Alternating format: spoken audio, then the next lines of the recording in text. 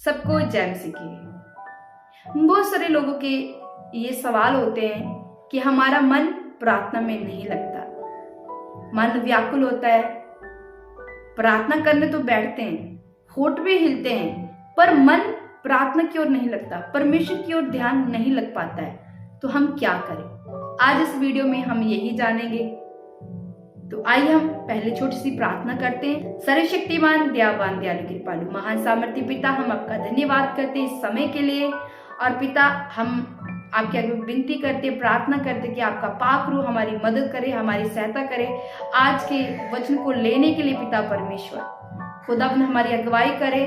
पिता परमेश्वर, जितना वचन हम पढ़े सुने देखिए आपके आत्मा के वसीले से हो। विश्वास करती हूँ कि आपने हमारी छोटी सी विनती को सुना और कबूल किया। मांगते हैं प्यारे पिता प्रभु यीशु के नाम से, आमीन आमीन। के पहले प्यारे लोगों, पहले हमें ये जानने की जरूरत है कि प्रार्थना है क्या। जिस दिन हम प्रार्थना के प्रतिफल को जान लेंगे कि प्रार्थना के द्वारा बहुत कुछ हो सकता है, तो हम प्रार्थना कर भी पाएंगे और हमारा मन भी व्याकुल नहीं होगा। प्रिय भाई बहनों, बाइबल में जो प्रार्थना है वो एक आज्ञा दी गई है कि तुम निरंतर प्रार्थना करते रहो। परमेश्वर ने कलाम में अपने चेलों को कहा कि जब तुम प्रार्थना करो, परमेश्वर ने ये नहीं कहा कि अगर तुम प्रार्थना करो, कि जब तुम्हें जरूरत हो तब तुम प्रार्थना करो। परमेश्वर ने कहा जब तुम प्रार्थना करो। इसका मतलब हमें हर रोज प्रार्थना करनी है, हमें जरूरत है प्रार्थना की। जैसे हम खाना खाने के लिए व्याकुल रहते हैं, वैसे हम प्रार्थना करने में भी हमारा मन व्याकुल रहना चाहिए। जिस दिन हम इस बात को जान लेंगे कि प्रार्थना करने के द्वारा हमारे जीवन बदलता है, हम परमेश्वर के नजदीक जाते हैं, हम परमेश्वर की आवाज को सुन पाते हैं, उस दिन हमारा मन कभी भी नहीं भटकेगा।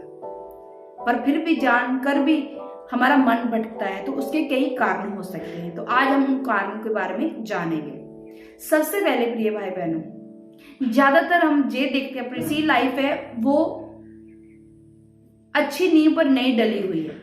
हमारी जो मसीह लाइफ है वो कमजोर है। हमारा घर तो बना हुआ पर वो चट्टान के ऊपर नहीं बना हुआ है। हमारा घर ऐसा है कि जब तूफान आए, हनेरी आए, वो गिर जाएगा। तो हमें अच्छी नींव डालनी पड़ेगी। वो कैसे?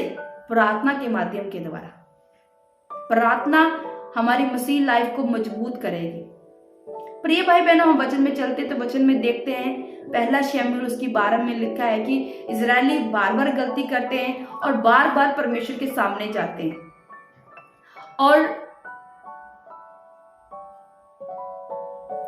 शमूएल से कहते हैं कि हमारे लिए प्रार्थना करो। और शमूएल ने कहता है कि तुम लोग बार बार पाप करते हो, गुनाह करते हो, क्षमा मांगते हो प्रभु से, तो मेरा तो ये काम है, मैं करूंगा आप सभी के लिए प्रार्थना, क्योंकि मैं परमेश्वर के सामने पापी ना ठहरूं। इसका मतलब प्रार्थना ना करने के कारण हमारे जीवन में पाप आता है। अगर हम प्रार्थना नहीं करेंगे, एक मसीह प्रार्थना नहीं करेगा तो उसके जीवन में क्या एंटर होगा? पाप। और पाप क्या लेके आता है? बीमारियां, दुष्ट आत्माएं, कलेश, कर्जे। तो इसलिए हमें क्या करना है? हमें प्रार्थना में रहना है। प्रार्थना में मन व्याकुल होना ये एक आम बात है, एक नॉर्मल बात है, क्योंकि जब जब हम प्रार्थना में बढ़ेंगे तब तक हमारा मन स्थिर हो जाएगा। पर बीच में हमने प्रार्थना कर ली, बीच में हमने छोड़ दिया तो हमारा मन भटकेगा। पहली बात, प्रार्थना के महत्व को समझना। जिस दिन आप प्रार्थना के महत्व को समझिए उस दिन आपका मन कभी नहीं भटकेगा। और दूसरी बात, अपने काम को कभी पेंडिंग नहीं छोड़ना जब आप प्रार्थना करने के लिए जाएं, क्योंकि जो महिलाएं होती है उनको कुकर की सीटी याद आती है कि गैस पर मैंने दाल चढ़ाई है, उसका मन कहां से लगेगा? बच्चा खेल रहा है, उसका मन कहां से लगेगा कि मेरा बच्चा कहीं गिर ना जाए? प्रार्थना करने बैठी है तो क्या मन लगेगा? इसलिए अपना कोई भी काम पेंडिंग नहीं छोड़ना है, उसे पेंडिंग नहीं रखना है, उसे काम कर कर या ये कहना कि मैं बाद में काम को कर लूंगी, पहले मैंने प्रार्थना करनी है।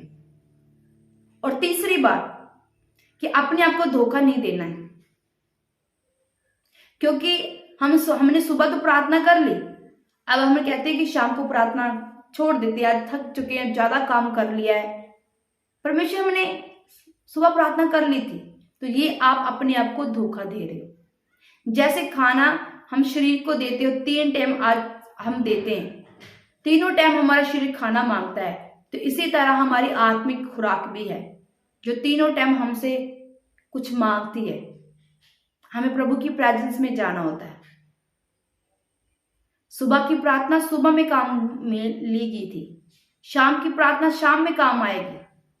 तो इसलिए अपने आप को ये बहाने में रखना कि मैं थक चुकी हूं, मैं सुबह कर लूंगी प्रार्थना, अगर जब आप बहाने में जाते हो तो वहां शैतान आपके जीवन में काम करता है, आपकी प्रार्थना टूटती है, फिर आपका मन प्रार्थना में नहीं लगता है। तो ये बातों का ध्यान रखना है, और भी बहुत सारे कारण मैं आने वाले समय में आपको बताऊंगी। हालेलुया। मेरा विश्वास है कि आप वचनों के द्वारा जान चुके हो कि आपका मन क्यों भटकता है।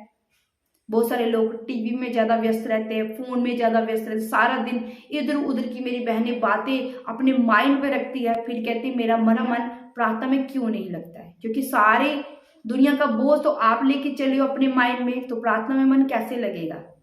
परमेश्वर की ओर ध्यान रखें, वचन की ओर ध्यान रखें कि वचन आपको क्या कहते हैं। सबको जय मसीह।